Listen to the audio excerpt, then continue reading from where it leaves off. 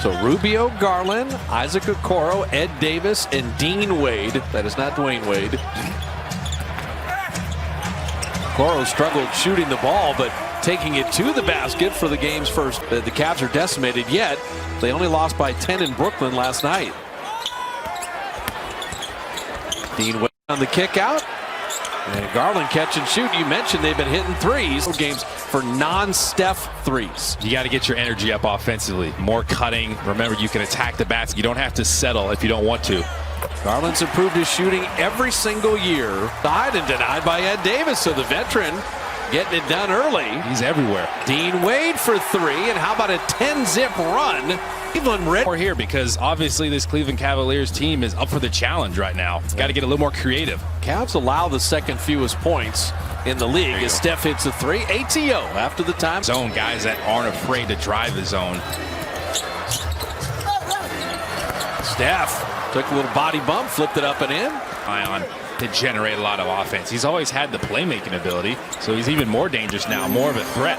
He had third great program because you want to have the sweet life, whatever event you want to go to. Finishing the defensive possession is super important. Wiggins, I love that with the baby right hook. Back, shot clock down to 5. They run Rubio off the line.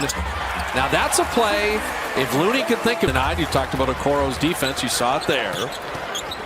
Warriors don't mind it getting up and down. Dean Wade is a 28% three-point shooter, and he's hit 2 of them already. But he shot.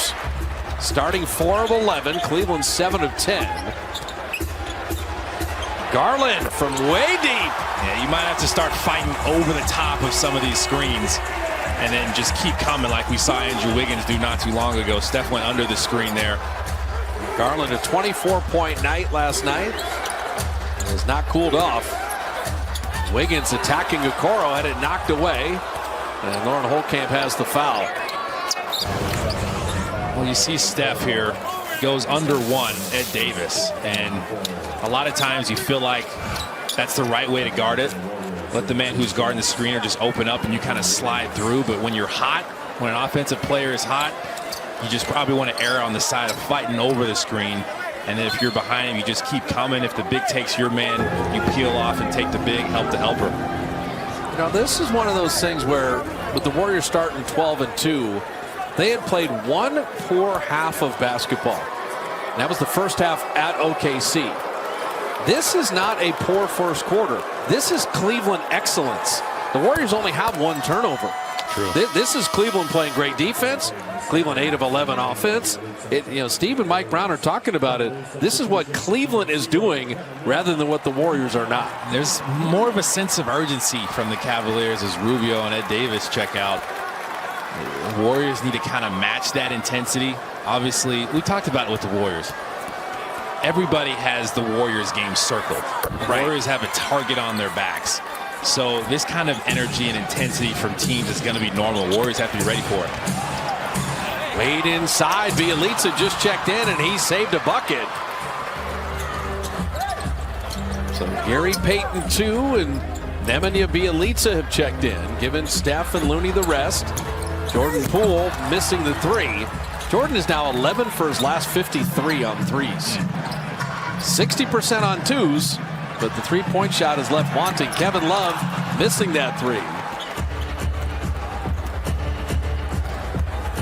So if you're the Dubs right now, Cleveland has more than got your attention.